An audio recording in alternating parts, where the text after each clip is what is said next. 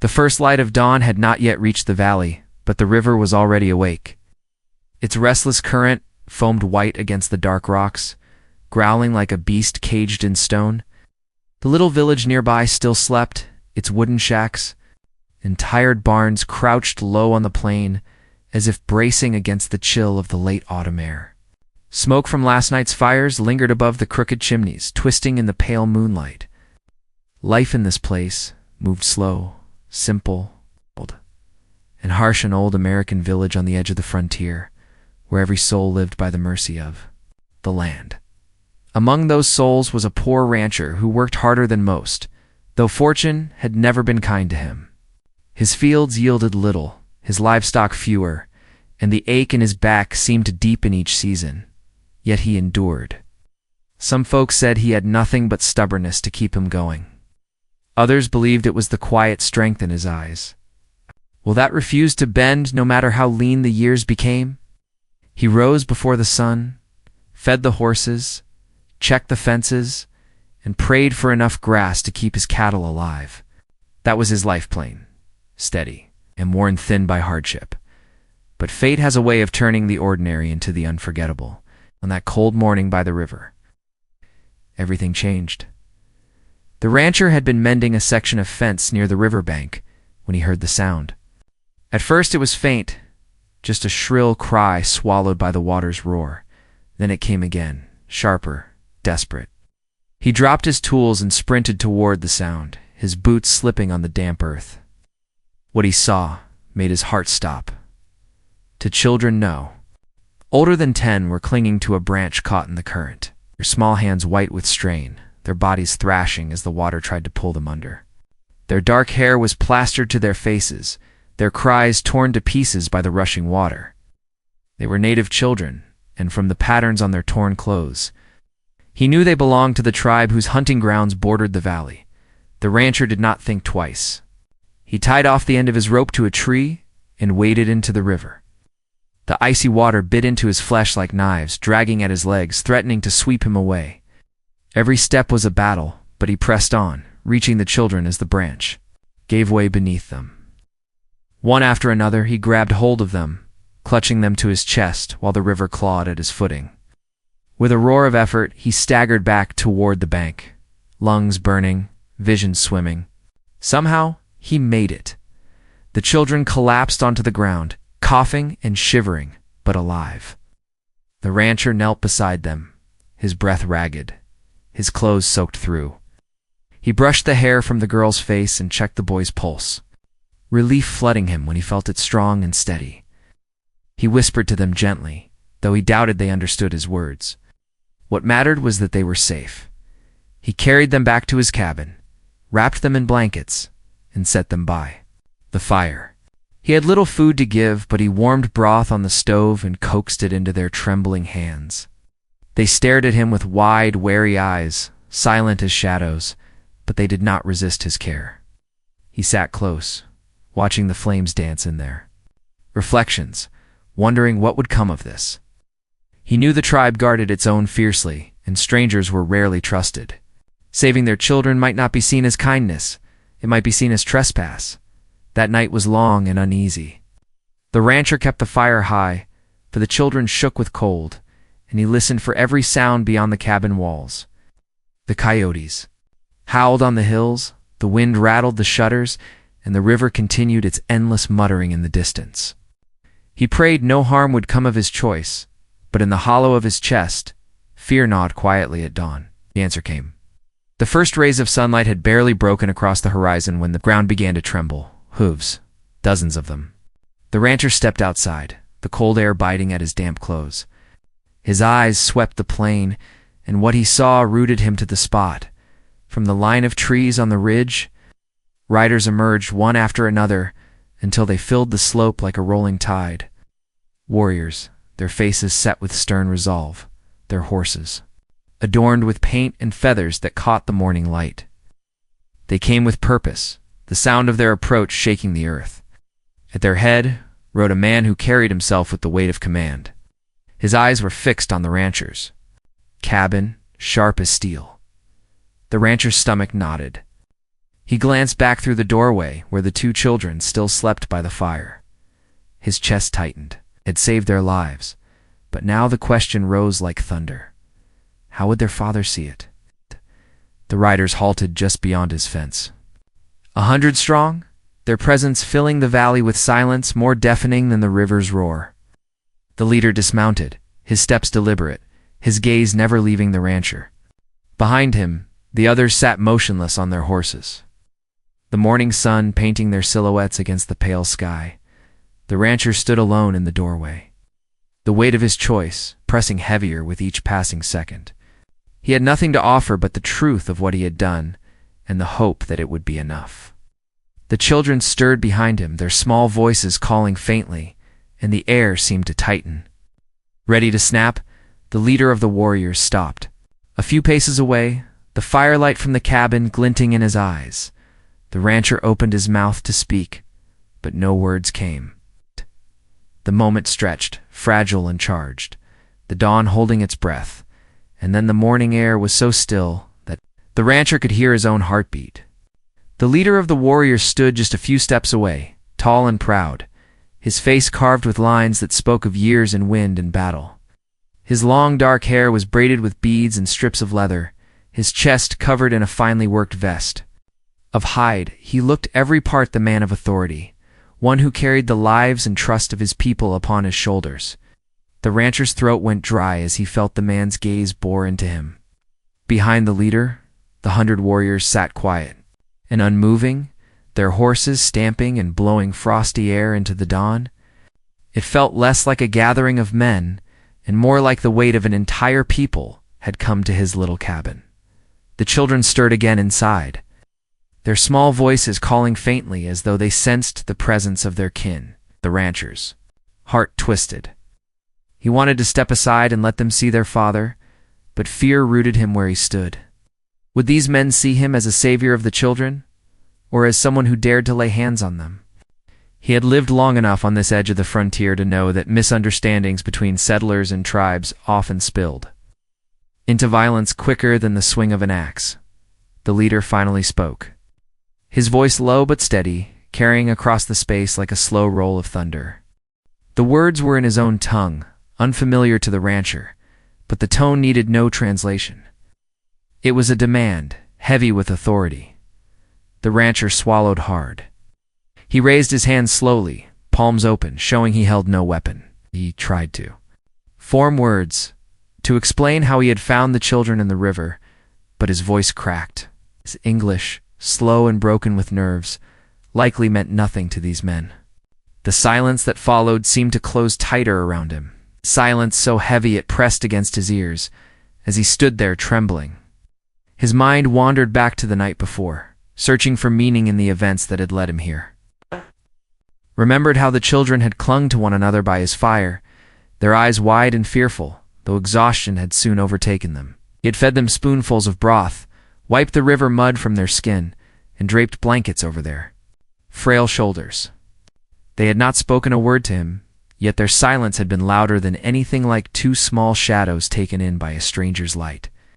He had sat awake for hours, thinking of his own life, his own emptiness, and why it had felt so important to save them. Perhaps he saw something in them that reminded him of family long gone.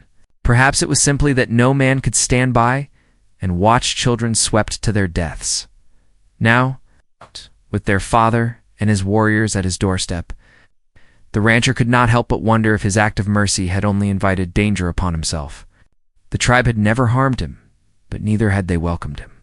For years he had seen them from afar, moving like silent hunters through the woods, crossing the plains with the grace of hawks gliding above the grass. The settlers of the village often spoke in hushed tones about the people of the ridge, some with suspicion, others with respect, but rarely with trust.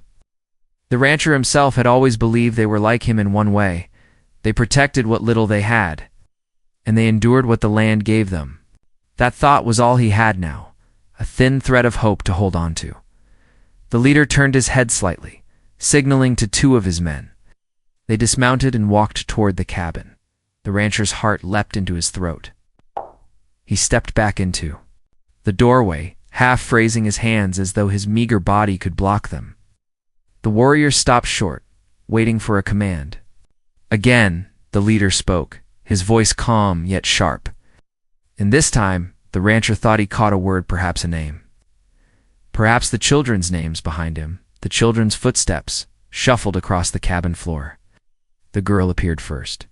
Wrapped in one of his wool blankets, her eyes locked on the man outside. The boy followed, rubbing his eyes with small fists. Confusion painted across his young face. The moment they saw the leader, their posture changed. Relief washed over their small frames like sunlight breaking through storm clouds. The girl let out a sound that needed no translation, a soft cry of recognition. Then another, until the rancher instinctively moved aside. The leader's expression did not change, but his eyes softened at the sight of the children. The two warriors who had approached stopped where they stood, allowing the children to close. The distance on their own. The boy stumbled forward, nearly tripping over the blanket, before running into his father's waiting arms. The girl followed, burying her face against his chest. For the first time, the stern leader lowered his head, resting his cheek briefly atop their hair. The sight made the rancher's throat ache, but just as quickly, the warmth of the moment faded, replaced by tension once more. The leader looked back at the rancher, his children safe in his arms, and the silence returned heavier than before. The 100 warriors remained still, their eyes fixed on the poor man who stood alone by his cabin. The rancher felt the chill of the morning deep in his bones, yet sweat trickled down the back of his neck. He thought of the life that had brought him here, the long winters spent scraping by, the endless repairs on fences that could never quite hold, the hunger that gnawed at him more years than not. He had no family left, no fortune to protect, nothing but this cabin and the small patch of land that yielded less each season. He wondered if perhaps this morning was meant to be his last, not by hunger or illness, but by the choice he had made. To step into the river, the leader gave a signal, and the warriors shifted.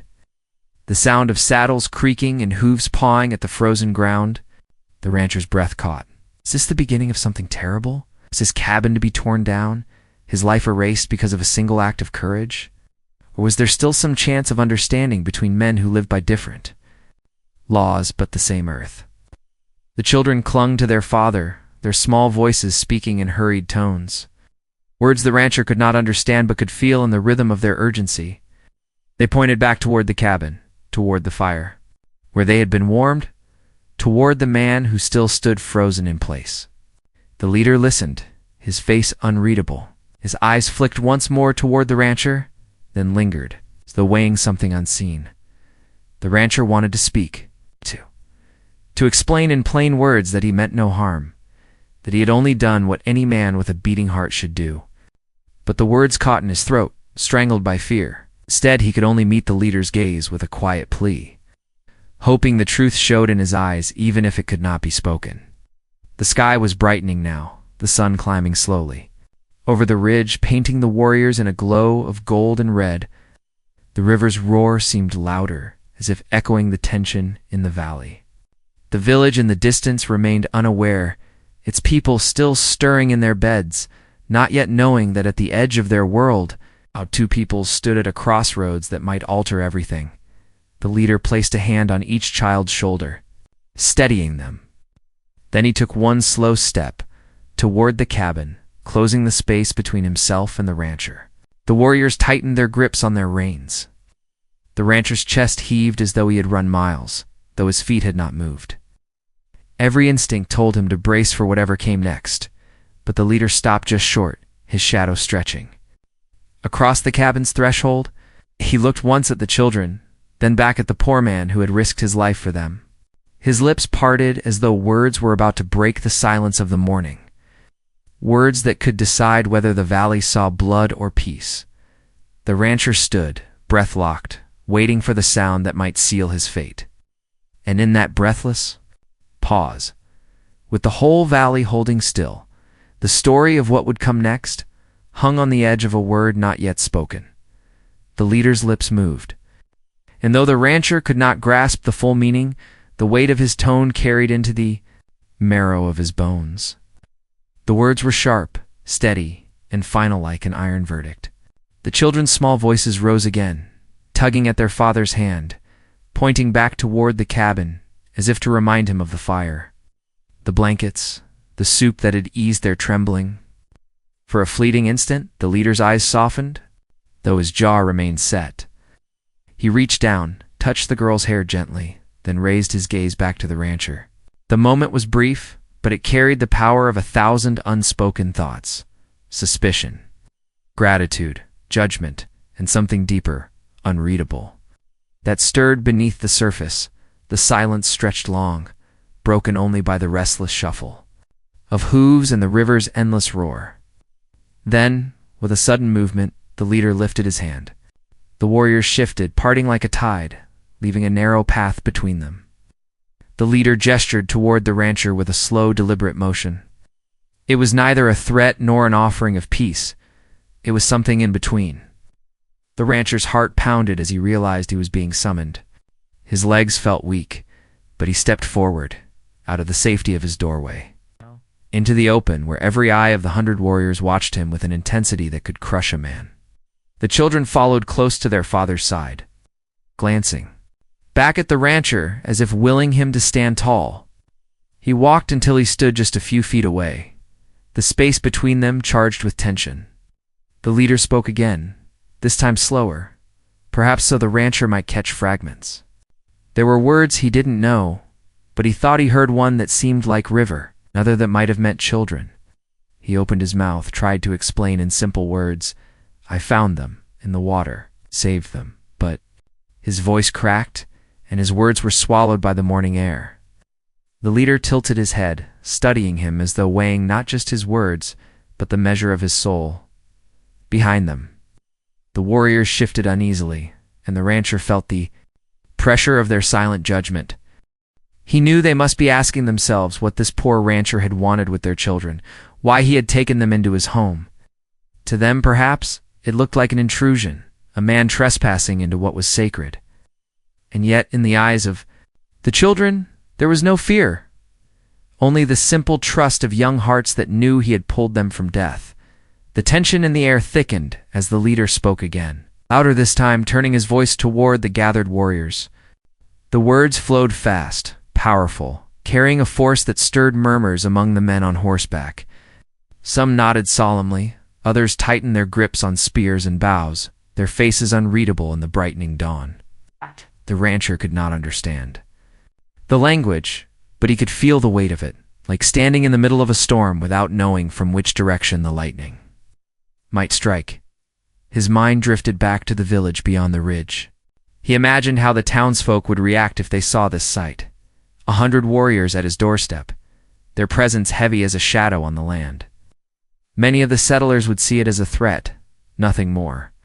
Old men at the saloon would talk of rifles and defense, of how tribes and settlers could never live side by side without conflict. And yet, none of them had been there at the riverbank. None of them had felt the cold bite of the water as 2 children slipped toward death. The rancher knew the truth of that moment. He had acted out of instinct, out of humanity, not out of trespass. But how could he prove that to men who had every reason to mistrust him? One of the warriors dismounted and approached with a bundle of hides in his arms. He laid them at the leader's feet and stepped back. The leader bent, lifted the bundle, and revealed a piece of carved wood decorated with paint and feathers. Its meaning unknown to the rancher, but clearly sacred. The leader held it between them, his eyes narrowing as though offering some kind of test. The rancher stood frozen, uncertain if he should reach for it, bow, or simply stay still. Every muscle in his body trembled with the weight of the moment. Children tugged at their father's arm again, speaking hurriedly, their words spilling out like water over stone. They gestured at the rancher's rough hands, scarred and scraped from pulling them from the river. They pointed at the cabin where smoke still curled from the chimney, the fire within keeping them alive through the night. Their small voices carried against the silence of the gathered warriors. And for the first time, a few of the men seemed to soften, their expressions less sharp, their gazes shifting with something that might have been respect. The rancher could not know what was being decided, but he felt the balance shifting, like a scale that could tip either way. His mind raced, recalling stories he had heard of treaties broken, Promises twisted, blood spilled between settlers and tribes. He knew one wrong gesture, one misunderstood word, could set the valley ablaze with conflict. And yet he also knew this was no ordinary standoff. Something deeper was at work here, something that stretched beyond land and fences, beyond hunger and survival. It was about trust, about the fragile thread of understanding between two worlds that had always stood apart. The leader lowered the carved wood and spoke once more, this time with a quieter tone. He looked directly into the rancher's eyes, holding his gaze as though searching for truth there. The rancher's throat burned, but he forced himself to nod, to place his hand over his chest and say, "No harm. Children safe." His words were clumsy, broken, but he prayed the meaning would carry. The leader did not reply. Yes. Instead, he turned to his warriors, speaking with the gravity of one who knew his words could bind or break. The warriors murmured again, some nodding, some frowning. The rancher stood, caught between hope and dread, his heart rattling like a loose shutter in a storm as the morning sun climbed higher. The rancher felt the weight of the valley itself pressing in on him. He thought of the lonely nights he had endured, of the dreams he had buried beneath toil and hunger, and of how 2 children had stumbled into his life from the river's cruel grip. He wondered if this was the hand of fate, placing him at the heart of a story larger than himself, yet the conflict was far from over. In the distance, smoke rose from the village as settlers began to stir, and the thought of what might happen if they caught sight of this gathering sent a chill down his spine. If fear drove the villagers to act rashly, the fragile moment here could shatter, and the valley could drown in fire instead of water. He knew both sides carried scars of mistrust, scars too deep to vanish with one act of mercy. The leader stood, silent once more, his decision hidden behind a face carved from stone. The rancher waited, every nerve screaming for release, but none came. The tension did not break. It only grew, weaving into something larger, more dangerous and more uncertain than before. And as the morning stretched on, the poor rancher realized that saving 2 children from the river had carried him into the center of a storm that neither side could ignore, a storm whose end he could not yet see. The warriors remained, their eyes fixed, their silence heavy. The leader's hand hovered as though the next gesture could decide the fate of the valley. And in that moment, with the children clinging to their father and the poor rancher standing alone, the story did not end, but deepened. The unanswered questions, heavy as thunderclouds on the horizon, the valley held its breath as the leader's hand lingered in the air, every warrior waiting for his command, every heartbeat of the poor rancher pounding like a drum in his ears. He could feel the moment stretching thin, fragile as glass.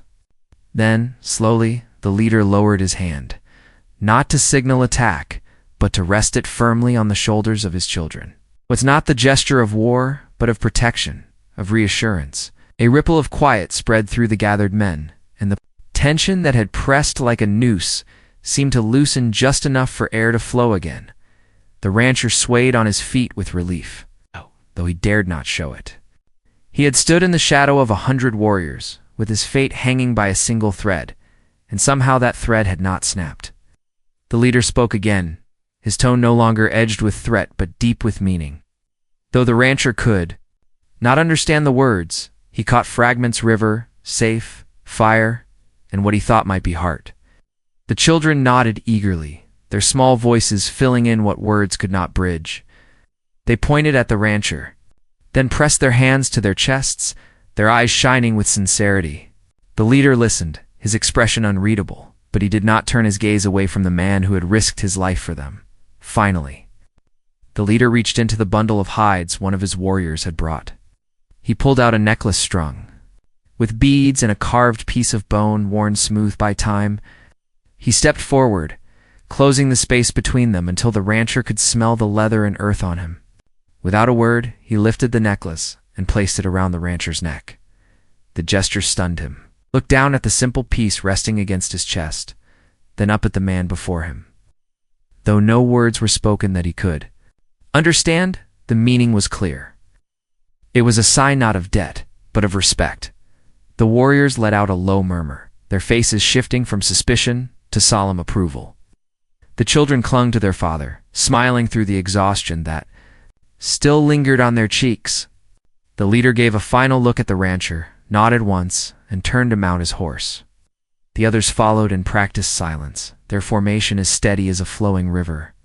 In moments they began to ride back toward the ridge, their figures dissolving into the light of morning. Only the leader lingered for a breath longer, glancing back at the cabin before he too spurred his horse and joined the line. The rancher stood frozen until the last sound of hooves faded into the hills. Then he staggered back against the cabin wall, his chest heaving, his knees weak. For the first time in years, he felt something stir inside him that he had nearly forgotten hope. That day, word spread quickly through the village. A rancher, poor and worn from years of hardship, had stood at dawn before 100 warriors. Some in the saloon dismissed it as exaggeration, others whispered with fear that trouble would soon follow, and a few spoke with awe. But the rancher said little. He went about his work as always, mending fences, tending to what livestock he had left, though the necklace remained around his neck, a quiet reminder of what had happened. When the villagers asked questions, he simply told them the truth, that he had found 2 children in the river, and that any man with a beating heart would have done the same. The children did not return to his cabin, but he saw them once more. Before winter fell, on the evening as the sun sank low, he looked out across the ridge and caught sight of figures in the distance. Among them, the children stood with their father, the girl raising her hand in a small, silent wave. The gesture was fleeting, but it carried more than words ever could. The rancher lifted his hand in return, and for that moment, the distance between their worlds seemed smaller. As the weeks passed, the valley settled back into its rhythm. The river continued to roar, the fields turned hard with frost, and the nights grew long. Yet something had changed. Where once the rancher had lived only with hunger and toil, he now carried the memory of that morning like a hidden ember, warm against the cold. He thought often of the children's trust, of the leader's solemn gaze, and of the way the warriors had ridden away without violence. He realized that survival on this land was not just about fences and cattle, but about understanding the kind of fragile understanding that could keep peace where others saw only division.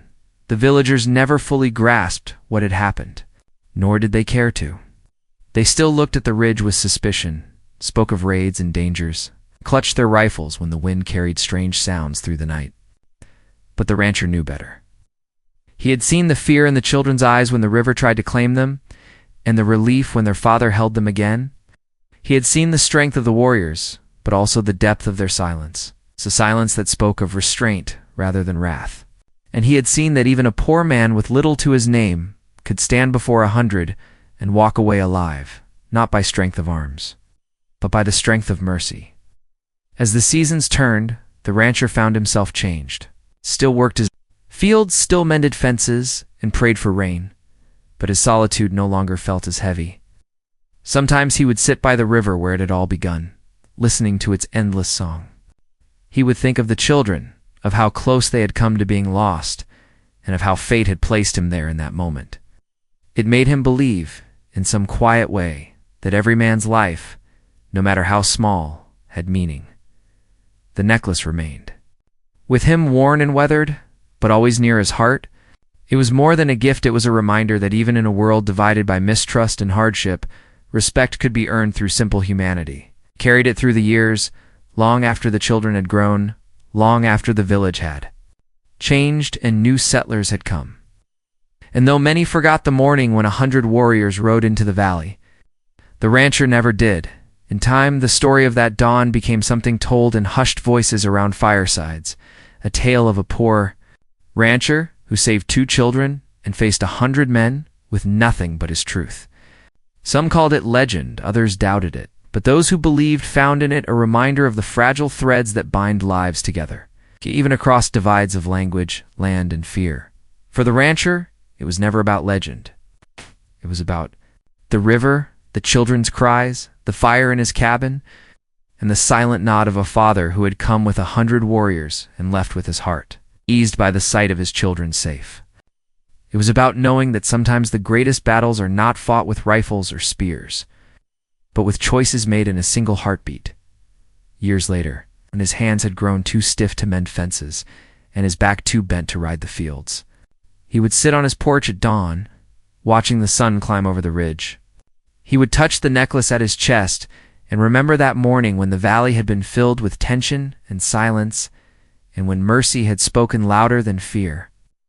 And he would know, in the quiet of his heart, that even a poor man could carry a story worth telling, a story of courage, trust, and the fragile peace that dawn had brought. And so the tale found its ending. Not in battle or in blood, but in the memory of a man who once stood alone before 100 warriors. And in the lesson that even in the harshest places, humanity could still flow like a river, strong and enduring, binding lives together for generations to come.